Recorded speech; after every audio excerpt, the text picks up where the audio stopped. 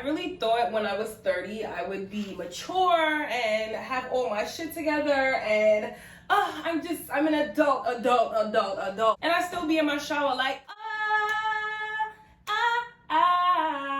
this is all that, this is all that. Welcome to my channel. Let me dust this off. I've been looking for this brush.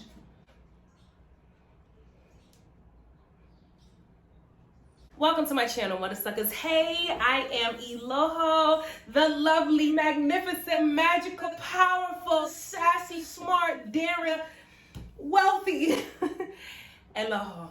Today's video, you already know by the title, we are going to be talking about lessons that I learned in my 20s. I know many of you are navigating your 20s, entering your 20s, mid-20s, late 20s, and some of y'all are like me on the other side, looking back like, I don't want this stuff. I don't. Hold on, let me spray my face.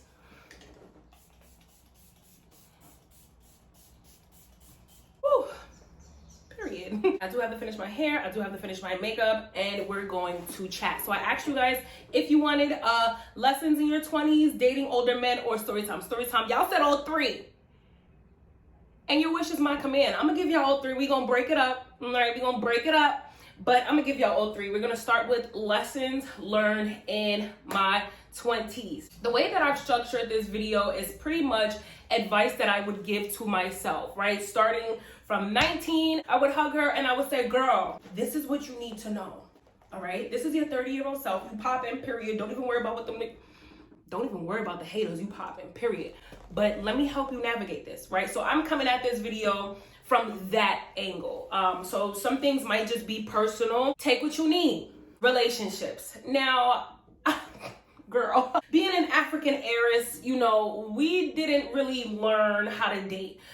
Marriage is a very big part of African culture. Therefore, you know, the women and the mothers, and they can't give you advice on dating because they don't know what that is. They don't know what dating is. They don't know, you know, 5-year relationships and, oh, this is how, they don't know that. A lot of them, you know, they only know arranged marriages or, you know, just being a wife. So my relationship advice when it was with my mom, there was none. You know, she gave us marital advice. She gave us wifely advice, okay? From little girls. You know, she never said, you're going to be a girlfriend or you're going to be a baby mama one day. You know, I don't think anyone says that, but she never said those things. She always said, you're going to be a wife and a mother one day. This is how you navigate that. And so we were not allowed to have boyfriends. We were not allowed to date, right? But obviously it happened. And so I made a lot of mistakes as I went. I followed what I saw on TV. I followed what my friends did. You know, I took that wifely relationship advice that I was taught growing up and I applied that into temporary boyfriend circumstances. And that was my first mistake. My advice, you're not the wife, don't behave as such. What do I mean by that, right?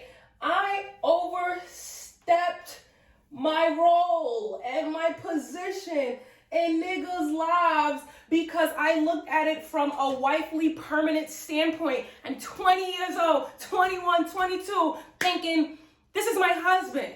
I need to cook, I need to clean, I need to provide emotional support. Go focus on your schoolwork. Go focus on your schoolwork. Go focus on your schoolwork. You are not that. You are not his wife. You are not his wife. He's not even thinking marriage. What you're putting into it, you're not getting out of it because you two have completely different thoughts on what this situation is. The problem was I was attracting broken men and trying to fix them with my goodness, if that makes sense. And that's dumb. That's dumb. Why not attract someone who's equally yoked as you, someone who's on the same mind path as you, someone who's young, who's navigating this world, but who wants better for their future and who wants a partner who's on the same timing versus, damn, he's my complete opposite. You know, let me fix him. And let my goodness fix him. There's no reward for that. In the end, you're gonna left hurt. You're gonna left traumatized. You're gonna be left with a lesson learned. That takes me to my next lesson. See people for who they are, not who you want them to be. That was big for me. Where's my... Oh, it's probably my thing. Do I like this? I do. See people for who they are now. When you're gifted with the ability to see people as their future selves, or see people as what they could be with your love and care and tenderness and wifely attributes, you fuck yourself over in the end. Because if they don't want to be that, they're not going to be that. And I don't care how cute you are, you know how nice you are, you can't change them. Your kindness and wifely femininity, it can't change them. Another piece of advice that I would tell myself is just remember, right, that you being there, you are playing a role as well. And no, you are not always the victim. There are times when you are wrong. There are times when you add fuel to the fire, baby girl. Sometimes you're the drama. Sometimes you're the villain, E. I gotta tell you that now, because I'm looking at 20 me and I'm like, you so innocent, but you the drama. You the drama. So, but don't worry, we gonna leave all of that in this decade. Yes, it's easy to point the finger and say where other people are wrong. It's harder to do introspective work. Look at where you went wrong. Look at where you should have left. You can then look back and say, damn, I definitely played a negative role in this situation. I'm not the only victim here. My partner is a victim as well, because he had to put up with my shit. Okay, as well as I had to put up with his. Two people can be wrong. I would tell myself that. Two people can be wrong. Some tea. This is a story time. This is tea. My wig sliding back. When I was 22, I dated a guy that was 42. I told myself, because of the way I was raised, I had older mentors, older women guiding me. I had a lot of older influence.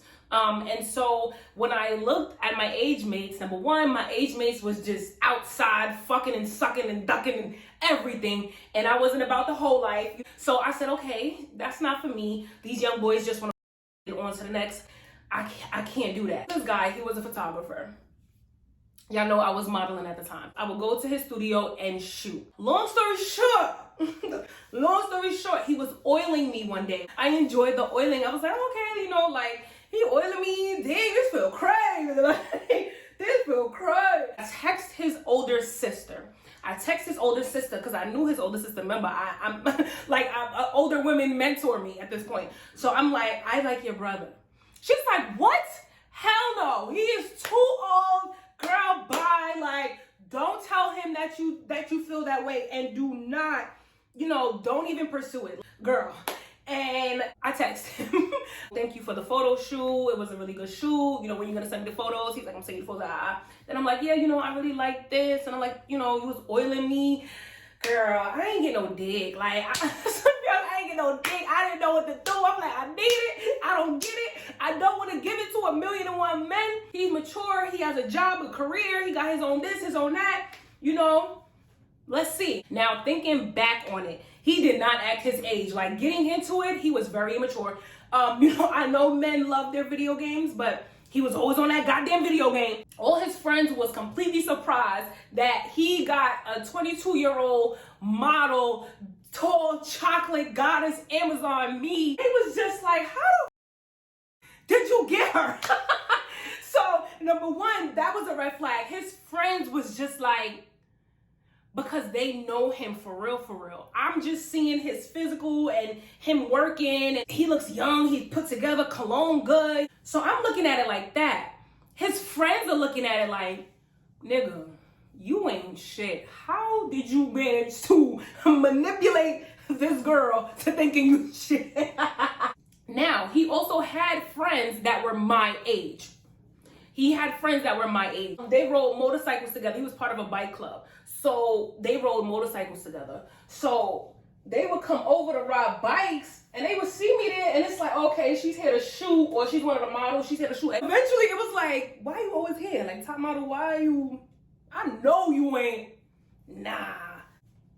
You got an old head? Like, that really turned out to be a disaster. He did not go outside. Like, he tried to make it seem like he went outside and did stuff, because at that point, I'm 22, I'm already traveling, you know, going everywhere. I want to go, working as a model, beauty influencer, makeup artist, not even beauty influencer, but makeup artist. I'm traveling, I'm outside. And I'm like, yeah, I travel, I like to do this, I like to do that. He made it seem like he liked that too. So I believed him. Girl, we went out one time. He took me out once, one good time, and never again. Any other time we went out, we were shooting, we were doing something like an event or whatever, like on his bike. I just loved bikers at the time. Even to this day, I see a gang of bikers just vroom, vroom, vroom, vroom, vroom, vroom. I just be like, those were the days. Y'all might be too young to know that reference. I'm talking to 20-year-olds. That relationship was my very first toxic ass relationship, and he was twice my age. I thought this was gonna be mature. He would be able to teach me things, would provide for me. He would be able to be a protector, a leader. No, I was out. I was out. I'm not wasting my youth on this. But he was big mom thing, if you know what I mean. Like, that is what really kept me, okay? Because I was like, wow, mom here. That big thing, that thing have you in some shit. Like, I remember his mother said some shit to me too. Mind you, this was a lady from my church. She was like, listen, I know you know, you a good girl, you come from a good family, but if you hurt my son, I'ma fuck you up. Sister so-and-so? Who you fucking up? You about 90. Like, real talk, I'm not saying I'm the best fighter, but in a choose your fighter, me or her, you gonna pick me. When, like, you're elderly. I can't, all right, let me just change it. Y'all get what I'm trying to say? Like, I literally was taught to respect my elders. I literally was taught to respect, like, you're a grandmother. That's what she said, honey, that's what she said. Now, he was super toxic and he was jealous of me. He would get mad at people praising me, telling me I'm beautiful, and people would be like, oh, is that your dad? And I would laugh. That shit was so funny to me. And he would get so upset, but it was so funny to me. And then I'm like, nah, that's not right. Like, a lot of people out here thinking you my father. Like, we can't do this. Like, I'm young, I'm cute. Like, I can't. You're not matching me. So I had to get up out of there. That was really toxic. I had to get up out of there. I would also tell my younger self that older doesn't necessarily mean better. Older men does not necessarily mean that they're better. It doesn't mean that he's more financially stable. It doesn't mean that he can love or protect you anymore. It doesn't mean that he can add to your life in any way. Because ain't shit niggas come in all age, shapes, and sizes.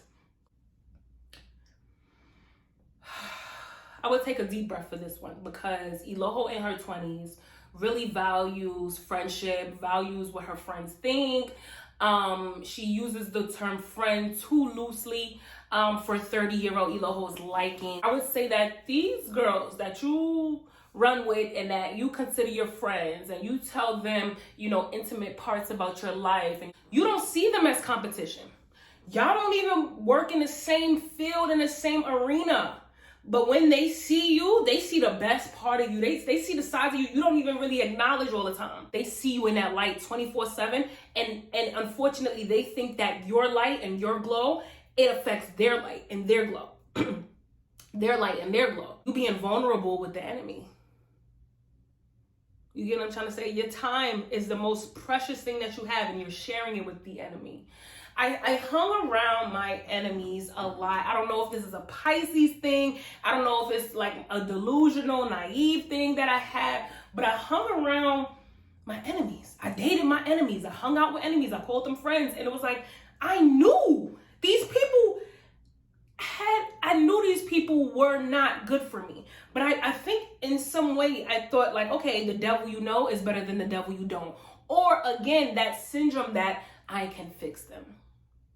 Oh, you know, maybe if this person just had, you know, a better opportunity or had a better job, they would be this for me. Or if this person just had these resources, they could be this for me. So let me give them these resources so that they can be better for me and I can be better for them. No, they still hated my guts. Another lesson, if they can't afford to go on a trip with you, They just can't afford to go on a trip with you. Pick up my travel journal. It's on Amazon.com. But I like to travel. I'm a travelista, right? And sometimes I want to share these experiences with my friends. And I'm like, yo, let's go on this trip. And they might not have it. And then I'll be like, you know what? All right, I got you on this. I got you on that. No, if it's that person's birthday, something like that, that's fine. But just off the, like, we going to Miami, you can afford it. Damn, I got your flight. Don't do that. Don't do that. Let people pay their way. The same way you pay your way, let people pay their way. I think when I got to a point where I was making over a certain amount of money and I was comfortable financially and I saw other people around me struggling, I felt that it was my responsibility to help make their lives a little bit better financially. It's not your responsibility. Take that money that you're spending on other people, take that money and invest it into yourself. Invest it into a new business venture. Take that money and invest it. That goes into the next segment, finances. Number one, you're in your early mid-20s. It's okay. It's okay to have broke days. We live in an Instagram, TikTok society where everybody's rich. Everybody rich, everybody lit, everybody rich, everybody lit. Nobody shows you their broke days. Nobody shows you the holes in their shoes. Nobody shows you the empty refrigerators. Everybody's house is stocked. Everybody owns property. Everybody got every Chanel bag. Everybody got every wig. Everybody's rich online. No, they're not. A lot of shit is Photoshop. A lot of shit is marketing. A lot of shit is borrowed, rented, stolen. It's okay to not have it. It's okay to not have the money for something in that moment. As long as your priorities are taken care of. It's okay to not be able to go on a trip.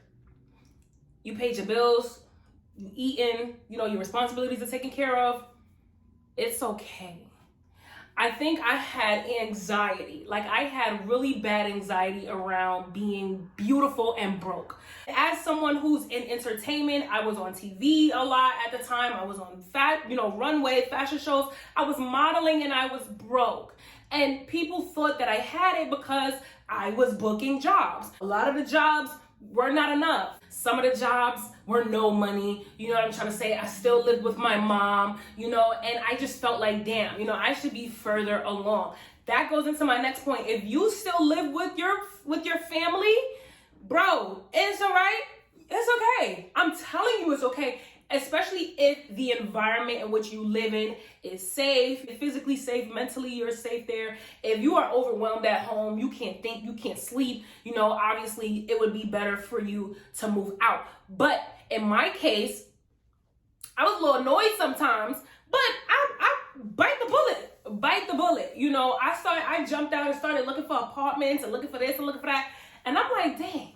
If I do this, I can't really afford the lifestyle that I want right now. You get what I'm trying to say? So I had to humble myself. So I would tell my younger self, I'm glad that you humbled yourself when it came to, I'm grown, I need to move out, and actually staying in your mother's, care and her safety and under her roof, because I had the chance to really go full throttle in my career because I had the support of my family. And if you have that family support, don't think, oh, well, the world is telling me I'm 21, 22, 23, 24, 25. I need to move out. People will do that. People will, oh, you're grown and you still live with your mother. Meanwhile, they wish they could live with their mother. They wish they could skip a month paying bills. You don't want to rush. You don't want to rush no conehead either. You don't want to rush paying no bills, baby. If you have to, you have to. You get what I'm trying to say? Not everybody has a safe home life. So if you have to, you have to. But if you don't have to, my nigga, don't. I would say help out. So when I was still living with my mom, I had a bill to pay, right? I paid bills. I still, I had to buy food for the house. I gave my mother money towards rent. I would clean. I would cook. I held my weight. So when people would say, you still live with your mother? It's like, bitch, yes, and this is a family home. This is a family home, and we all contribute, But don't let anybody manipulate you into living a miserable life like that. Because bills ain't funny, it ain't cute. And if you're not financially ready for that step, you're going to end up back at your mother's house again. eventually. So we don't want that, right? We want to go back to mommy house and visit, and you know what I'm trying to say. Now, you know, now I still, and this is the thing, I'm out of my mother's house and I still help out. You know what I'm saying? I still pay bills over there. Like, that's the whole purpose. Like, you know, your mom helps you, you help your mom. Like, eventually I want to be able to pay all my mother's bills. I don't want my mother to have to work. My mother worked to take care of all of us for how many years? You know, this woman still pours into me, and it's like I see my mother work and she still works so hard, and I just be like, I don't want my mother to have to ever work a day in her life unless she wants to. So I got a lot of work to do. Baby, it's the bills for me. It's the bills for me. I was not good with money in my 20s. I was very impulsive spender. My spending was highly connected to my emotions. If it was a good sunny day, I want to go shopping. If it was a rainy day, I want to go shopping. I am a label whore. I know it, and it's okay. You know, now that I live in a house, not an apartment, I'm a home decor whore. Yes, but in my 20s, I would live check to check. I would live check to check. I get this check, I already know what I'm gonna spend it on. I get my next check, I already know what I'm gonna spend it on. Girl, if you don't sat down, none of the shit you spending money on is gonna go. Like, what do I have? What do I have for my 20s? I'm thinking early 20s. Late 20s, I was definitely, you know, I still have that stuff. But early, mid 20s, I can't fit those clothes no more. You know, a lot of that stuff went out of style. You know, stuff do come back into style, but I've moved. Like, I don't have those pieces no more. Where's my shit? It's gone. And that money, and that is called liabilities. I wish that I knew the difference between liabilities and assets. I wish I was more financially literate in my early 20s.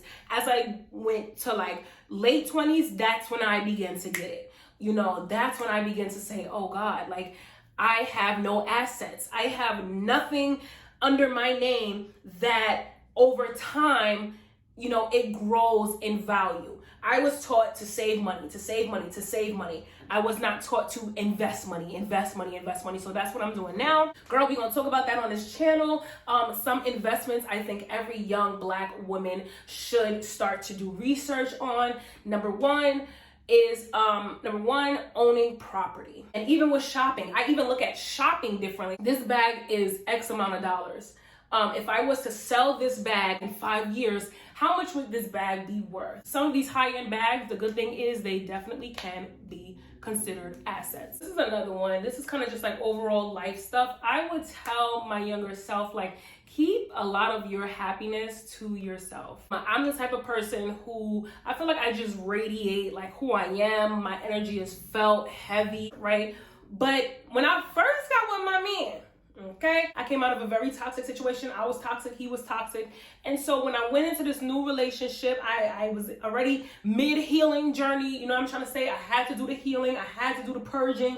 I had to do the therapy. You know me, I'm a Pisces. I love love. I love romance. I shared that. Like, I would share that with my friends. He did this for me, or he's taking me to Hawaii, he's taking me to Dubai. And it wasn't in like a bragging tone, but this was just like, yo, I literally found my partner because these are the things that I love to do. These are the things that he loves to do. Like, my conscience began to tell me, like, like, I understand how happy you are, but sometimes you gotta just keep that happiness for yourself. Share that happiness with you. Really, the only person who can 1,000, and your mother, who can really be 1,000% happy for you. You know, no shade, no tea, but it gets to the point where it's like everybody's not at that point in life where they can be happy for you, because maybe they're not even happy for themselves. You might be happy and they might be smiling, but everybody can't be happy for you in this chapter. Share your happiness with yourself. And that's when I began to even love myself more, because the things that I wanted to share with everybody else, because I felt like they were so important, I shared it with me because I'm so important. I remember a point where one of my friends, she sent me like a funny meme on Instagram, and she was like, bitch, this is you. So I watched it, right? And it was a skit. It was this girl who was on the phone with her friends, or just like walking through the house, or just like an everyday activity. But everything that she did, she mentioned her man. girl, I'm married now, so I can't even go out with y'all tonight, girl. I got a whole husband, stop playing with me. Or, girl, I'm married, like, you see my ring, like, stop acting like you don't know. Like, the woman in the skit, she just constantly brought up the fact that she was married, even in scenarios that it didn't make sense. And my friend was like, this is gonna be you when you get married. It was a joke. That was a sign for me that was like, so am I oversharing? Like, are you trying to say that I'm oversharing, what my relationship and my happiness? And that was also a red flag for me. Like, yeah, you are oversharing, because bitches ain't happy like you happy. When you're happy and you're excited about something, all you want to do is talk about it. All you want to do is be with it. All you want to do is, so instead of just giving that to other women around me, I felt like, you know what?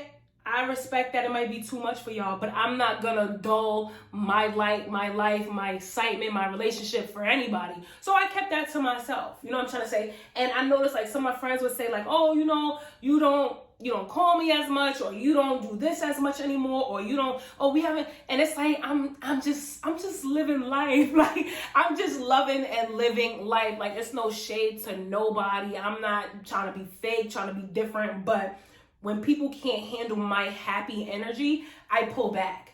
And I don't diminish that energy, I just pull it back in. I was really appreciative today. I spoke to my bro, Kay. I was calling him to tell him happy birthday. And he was just like, yo, you really been doing your thing this season, Lo. I'm so proud. I love to see you happy. Keep shining. And he knows my ex. He know what I've been through. And he just spoke life, and he just reassured me like, it's okay to be happy. It's okay to be healthy. It's okay to be whole. It's okay to be healed. Those words just really encouraged me today. He probably didn't even realize how much he encouraged me. I started playing my Afro beats. I'm just so encouraged, Another lesson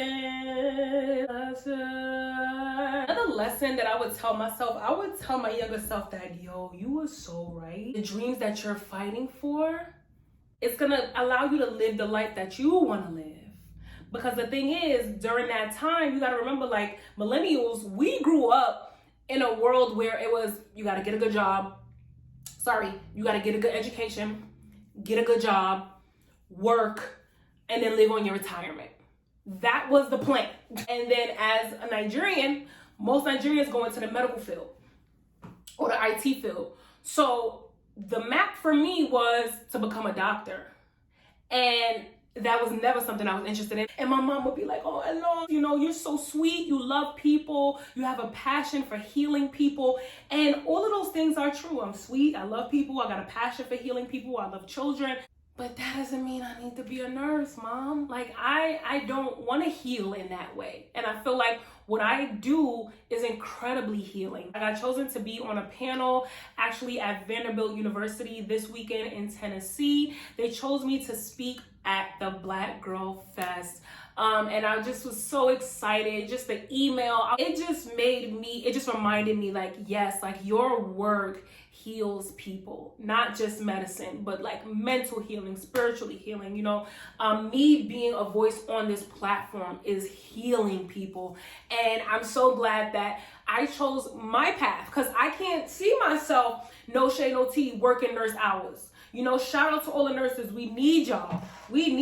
Like, for real, y'all out there doing the damn thing. But I could not see that for myself. That was something that my mother wanted me to do. My father wanted me to do. My sister is doing. My other sister's in medicine. My other sister's a teacher. Like, everybody went the way that our parents, said for us to go. And I was the one that said, I want to be in the arts. I'm creative. I want to use my creativity to heal. I want to use my experiences to heal, my knowledge to heal. You know what I'm trying to say? And I will be able to live off of that, to live off of my creativity, to live off of my good energy, to live off of my passions, whatever that may be at the time, And I'm so proud of Iloho in her 20s, because she didn't let the lack of money, the road that was not paved for her, like there was no map. There was no map for me, it was just me and desire and passion and God really carried me through to say, listen, put in the work for yourself. because the work that you do now, you're gonna be able to eat off of that. I appreciate young me for really just being a trailblazer, being a rebel, and being like, I'm gonna get this shit one way or another. And I kept busting through doors and busting through doors. So another lesson I would also say, sometimes there's no opportunity for you. Therefore, you need to create that opportunity for you. Take your health more seriously. Take your diet more seriously. Eat more natural versus eating out. Child, I was skinny and I just felt like I'm gonna always be skinny. I don't gain weight. You know, my family has a healthy history, a healthy medical history, so I'm good. I can eat what I want. I can eat when I want. I can drink what I want. I can drink when I want. No. And I think that sometimes as women, we think like, you know, we can drink, intake all this alcohol, and I could keep up with the guys, and we do shots every time we go out, and we're going out 3-4 times a week. Girl, you don't need all that alcohol. You know what I'm trying to say? Especially for us as women, we have ovaries, we have wombs, and our bodies react to what we eat, what we drink, right? Your reproductive system can also be affected by your diet. I would be more open with my doctors. I felt like I was really uncomfortable sometimes with my doctors, and I didn't tell them everything. I just allowed them to tell me things. Even now, like, it's times I'm in the spot, like I could be in a spot and we got all of these bottles in a section.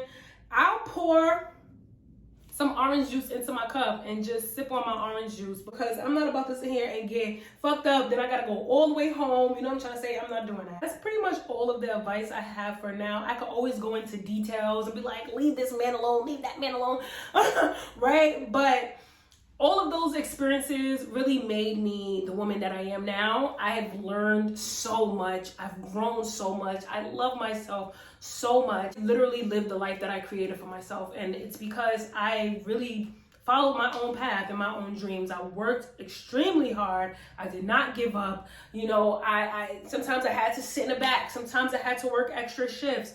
You know, but I always knew that I wanted to work for myself. I always knew I did not see like a conventional way of the way I wanted to live, but that's what I wanted. And people would tell me, people would discourage me, especially the men that I dated. They would say, you know what, you want this fairy tale life, or you want this fantasy life that's not real life. And to an extent, yeah, but who would have thought it? Like, who would have thought it? I did. That's why I kept the fuck going. So thank you guys so much for tuning in. Drop some advice down in the comment section. All of my girlies that's in their later 20s, 30s, 40s, and up, drop some advice down in the comment section that you wish you had in your 20s. Let's flood this comment section with advice for our 20 babes out there. You turn 30, you don't have all of this shit figured out. Like, yes, I'm at that next level, but I'm also still looking like, okay, next level. Okay, next level, next level, next level. How do I get there? How do I become her? You always want to go up. You always want to go up. In your 30s, it doesn't make you a master at life, okay? It doesn't make you the most mature and you have everything figured out and you're rich and you're... No, baby, okay? I love you guys so much. Thank you guys to my day ones. If you were day one, let me know down in the comment section. Drop a unicorn if you've been here. But if you've been here around 10,000 subscribers, drop a unicorn down in the comment section. You've grown with me. Share with me something that you've overcome as well. Shout out to all of my new subscribers, my new baby unicorns. I love it. Yeah, let's keep this good energy going. Leave some advice down in the comment section. Share my channel with another woman. Share my channel. If you're going to be in Tennessee, maybe we can do a meet and greet. Let me know. I'll see you guys at the next one. Bye.